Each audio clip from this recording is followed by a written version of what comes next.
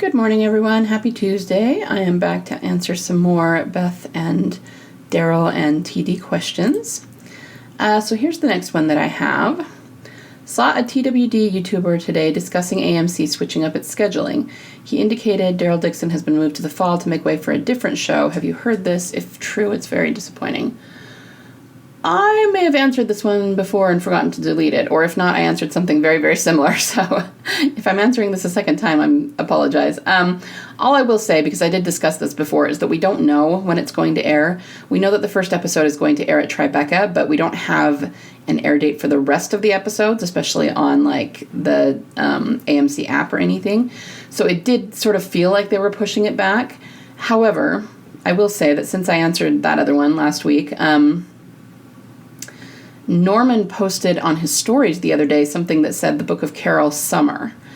And it didn't have a specific date, but he posted that just like 2 days ago as of the recording of this. And, we don't know what summer means. It could mean late August. It still could be a ways away. Summer is a large season.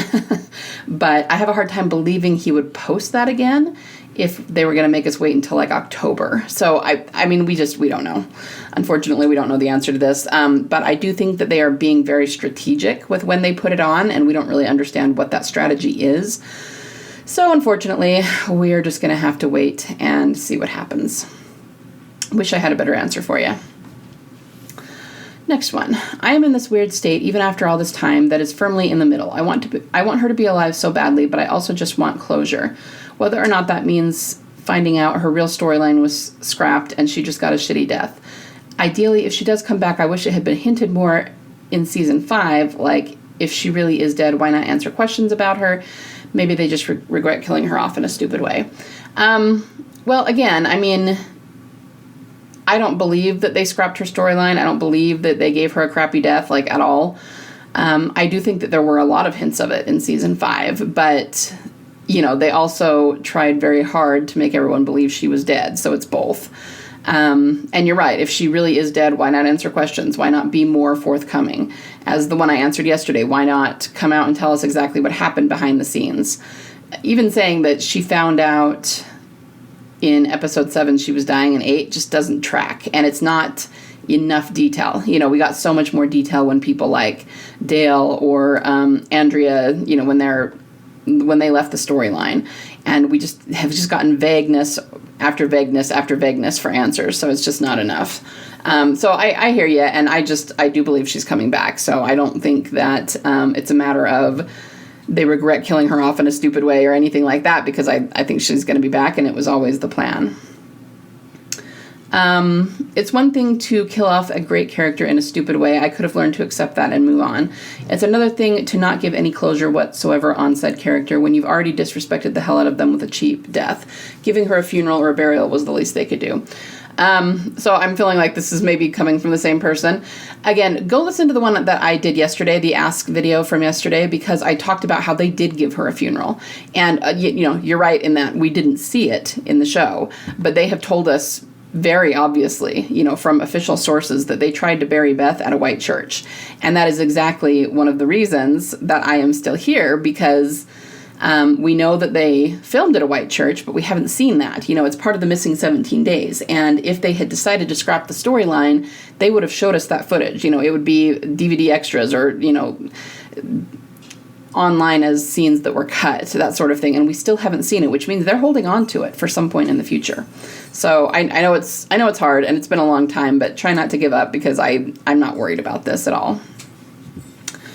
Next one. I'm starting to believe maybe Gimple did indeed have this big plan for Beth, including the houses we saw, or never saw, 800 walkers, EK being seen filming other places, and more that we didn't see.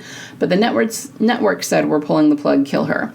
Then we got the Grady arc instead. And now all the actors, including EK, have to stay hush about it, because it makes the network look bad that they've done this for the second time, Laurie Holden. Gimple then becomes the fall guy and says it was all his idea, and I feel like he's okay with taking the hate and angry tweets because he's been taking it for years. He took the blame for Carl's death, even though people are sure he was killed off because the network didn't want to pay him as an adult. But Gimple said that was the plan all along. Even Chandler's father said they lied to Chandler. Symbolism and build-up is still there, but the payoff just got wiped clean because the higher-up said so. No, I don't agree with that the AMC would have pulled the plug. There's a lot to unpack here, so let me try to go through it.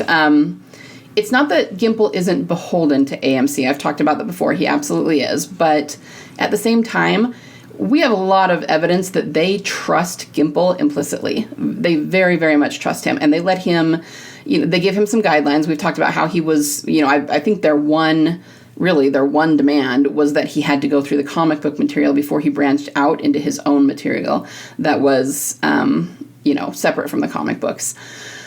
Beyond that, they've really given him free rein. And I think the reason they trust him so much is because he has such detailed plans. We know that the showrunner in season 3 was fired for killing characters off without direction. He was just killing people off willy-nilly. He was violating contracts without the studio say-so, and he was just doing it for shock value. There was no reason for it in the plot.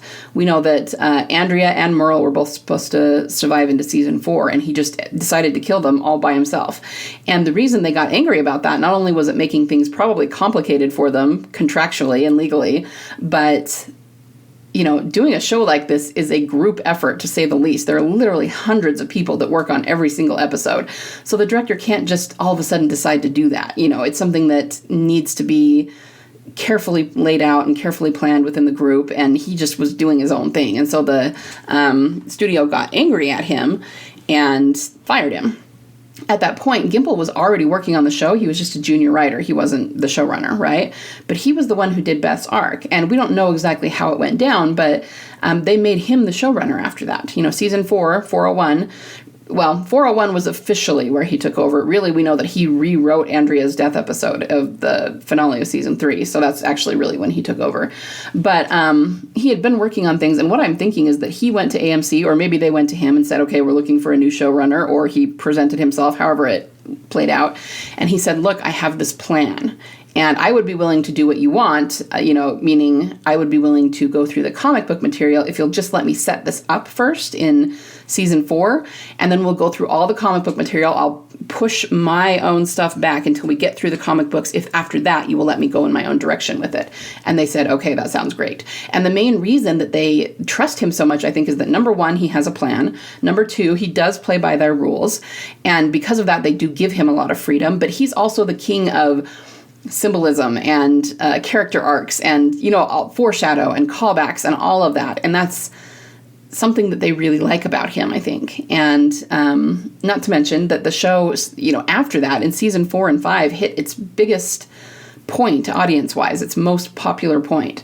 And so they just trust him, and they know that he will do well for them in the show. Now, another way that we can tell that they trust him, despite what people on the internet said, you guys, you gotta stop listening to all the baloney that's on the internet, okay? Because people get angry and they just start saying things, and most of them have no idea what it takes to run a business, especially one of this magnitude. The Walking Dead is a massive, massive business, okay? So when people get on and say, oh, well, Gimple just didn't want to pay someone, it's ridiculous. I mean, there might be payment issues or contractual issues there, but just saying he doesn't want to pay something is so oversimplifying it that it just doesn't make any sense. Okay, I'll go into that more in just a minute. But what I was going to say is, despite what people said on the internet, Gimple was promoted. Okay, when he stopped being the showrunner for the flagship show, he became the chief content officer for the entire Walking Dead franchise. He became the CEO of the entire company when it comes to the creative stuff, the content, okay? That is a promotion. There were so many people that were going, no, he's being fired, he's being demoted. No, he wasn't. He became the CEO of everything so that he could oversee all of the spin-offs, all of the different storylines that were going on, okay? And of course that meant that he couldn't do the day-to-day writing on the regular show because he's overseeing the writing for like 5 different shows now, okay? So that is a promotion, and that shows how much AMC trusts him, that they promoted him to that and are letting him branch out with these different shows because, even though they wanted him to go through all of the comic book material on the flagship show, look at all these spin-offs they've done already. None of them have anything to do with the comic. Not at all. I mean, we've had The World Beyond, we've had Fear the Walking Dead. Again, that is completely outside the comic book, other than being in the Walking Dead world, right? Now we've had Daryl Dixon and The Ones Who Live. I mean, all of those are under Gimple's purview. So Gimple is not the bad guy here. Okay, so you've got to understand that they trust Gimple. And yes, they do have some things he has to hold to, like getting through the comic book material, but they give him a lot of freedom to do what he wants because they trust him and because he's done a good job for them so far since he took over. Okay, so that's number one. Number two is that you say the network wanted to pull the plug and then we got the Grady arc. Okay, you're thinking about that backwards. If the network wanted to pull the plug, let's see, I need to make sure I'm explaining this right. We got if the network wanted to pull the plug, we wouldn't have had the Grady arc. You know what I mean? Unless they wanted to pull the plug in the middle of the Grady arc, and maybe that's what you meant to say, but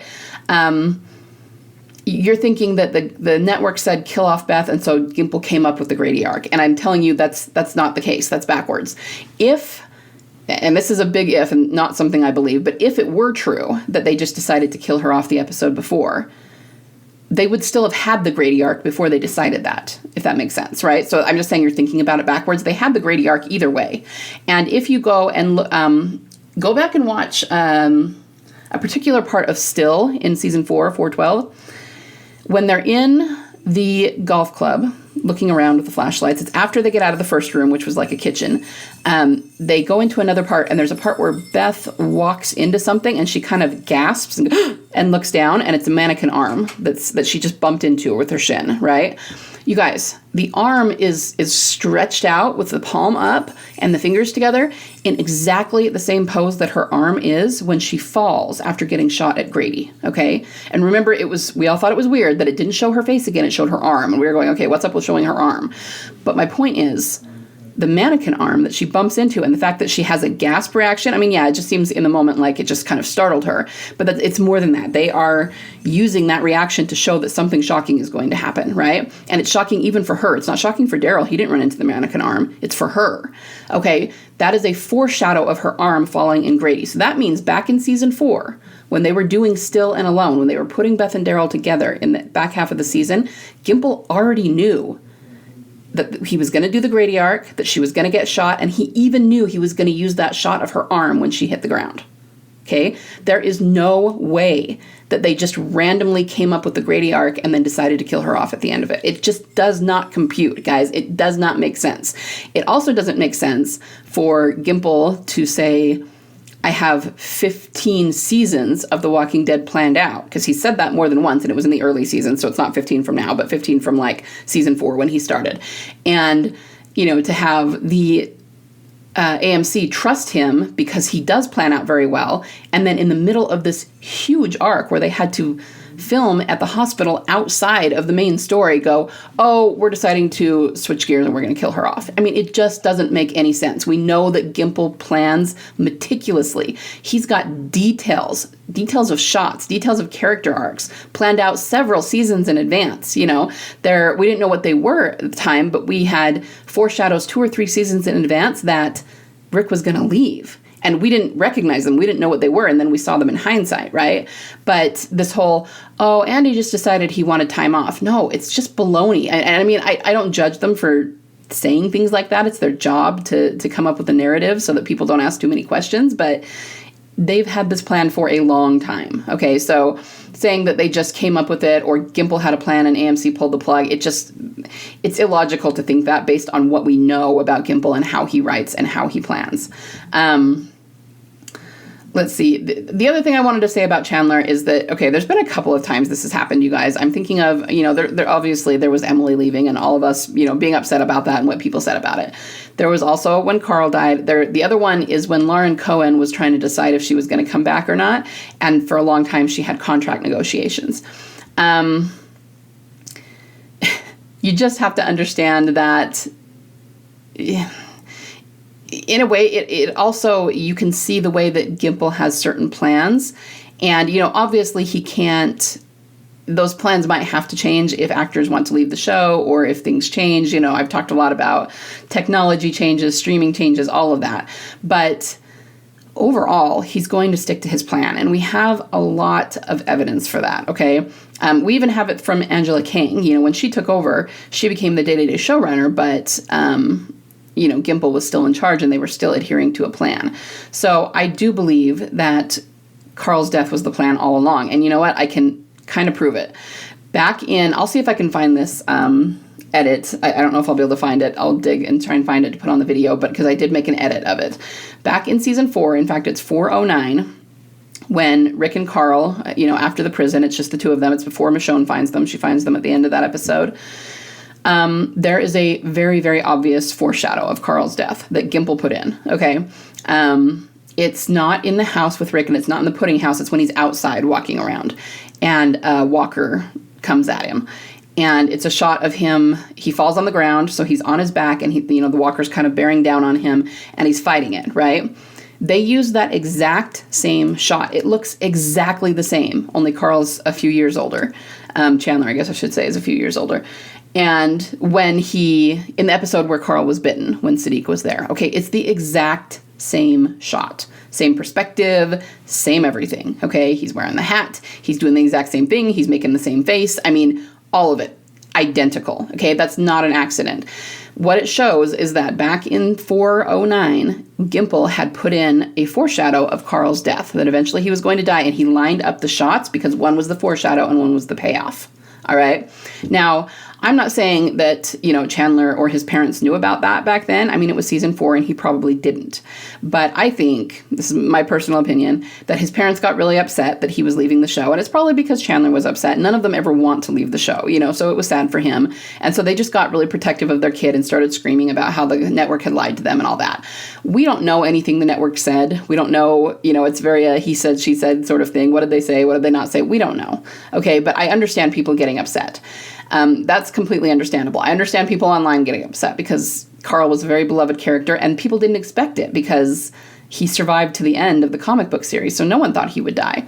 But it also lines up with, this is the other thing, is it also lines up with Rick putting the hat on Beth. I mean, even way back before Carl was killed off on the show, we all wondered that, and we didn't doubt Beth's coming back because of it, but that was a point some people made about that scene in 416 where Rick puts the hat on her and calls her the new sheriff. We were going, well, it's weird that he does that because Carl is his son and Carl wears the hat and Carl will be the inheritor of Rick's leadership, so it's funny that he puts it on her, and we didn't really question that. We didn't think that meant that Carl was going to die by any means, but we just saw it as, this is why it's weird that he puts the hat on her, and obviously she's going to be back and she's going to be a leader, otherwise they wouldn't do that. It's kind of a weird thing for Rick to do in the moment, but it just kind of lines up. Not only is she coming back, but Carl is not going to be around, and none of us realize that, right? The other thing that I will say that I pointed out too around Carl's death is that the hat falling off of him actually I think is a foreshadow of his death. Only because, again, I wouldn't have known this at the time, but in the episode, it's actually right before he dies. If you remember, Negan is outside the walls and Carl climbs the ladder onto the scaffolding to speak with him, and he's trying to get into Alexandria. It's when they're bombing Alexandria and all of that. And when Carl is coming down off the ladder, the hat falls off him. It falls off him 2 or 3 times, and he just picks it up. But I think the hat falling off of him is showing that he will not be the sheriff. He will not be the heir to Rick's leadership. And, he keeps falling off him because he's not going to be there. And so if you take that and look back at 416, the hat fell off him. Rick picked it up and put it on Beth. And again, guys, this is something that Gimple planned very meticulously. Every single thing that happens in that sequence is a foreshadow of something. And he planned it down to the tiniest, minutest detail, okay? We just didn't always understand what he was trying to say. But as the seasons have played out, we understand it better, right? So anyway, I'm kind of going off on a tangent. But all I was saying is that I don't think AMC has lied to anyone. Whatever they said, I don't know. You could see it either way. It could because, despite me always defending them and saying it's their job to come up with these narratives, yeah, I mean, in a lot of ways it is a lie, right? And you just kind of have to deal with that. But it's their way of keeping things under wraps, keeping them under their hat so that they don't have too many spoilers and all of that. They weren't going to tell a lot of people about Chandler's death. I don't think a lot of people would have known before he was killed off because it would have leaked. It just would have. So, I can see his parents, they thought he was going to be on it long term, and maybe AMC told them he was going to be on it long term, but AMC meant only for, 8 seasons really is long term. And the parents just assumed that it would be until the end of the series. You know what I mean? I mean, it could be anything, and we don't know. So I wouldn't necessarily listen to a lot of what people say, especially in anger, and assume that it's the truth. I can't tell you guys the amount of ridiculousness I heard when Carl was killed off about Gimple. We had people saying that Gimple was a pedophile, and that the reason Chandler was leaving is because he was afraid that Chandler would tell people. And I was just going, I remember questioning people and going, okay, where are you getting that? You have to have some sort of evidence for that. And they couldn't give me any. Like, they were going, well, it's just, it's just what people say. And, it's just what people say on the internet. That doesn't mean there's any truth to it at all, right? And there's no evidence that anything untoward went down. There's no evidence that it was any different than any other character that got killed off. And because of that scene in 409, I do believe it was always Gimple's plan, and also because of the scene in 416 with Beth, that he was not going to keep Carl on long term. And you guys, it kind of makes sense because they're always remixing the way things happened from the comic books to the series. With one exception, the only one that they did the same way was Glenn, and they explained that they did that because it was so iconic that they wanted to keep it. But there is not a single other character who died or was on in the story the exact same amount of time in the comic books as they were in the show. Okay, not a single one. So it kind of makes sense that he would do something different with Carl in the show than was done in the comics. It's a different thing. Okay, I've probably been going too long. How long have I been going? Yeah, I am running along here. So anyway, that's just I guess that's just my thoughts on this. I don't think that AMC decided to pull the plug on her. I mean, she was such a minor character anyway. I don't think they would have cared. You know what I mean? If Gimple had said, okay, well, we need to kill somebody off, or we need some walker fodder, and we're going to use her. I mean, we kind of know that they were going to do that anyway in season 3. The season 3 showrunner had planned to have Axel kill her, and then it just changed, And I like to think that maybe Gimple went to bat for her and went, no, let's not do that. I have plans for her, But either way, she was a very minor character before season 4 happened. And so I don't think the AMC would have cared enough about her because she was a minor character to say you have to kill her off. Like, why would they do that? They wouldn't care. They just want to make sure that there's a good story being told. And the fact that we got the Grady arc at all, and that it's, we have evidence that it was planned beforehand.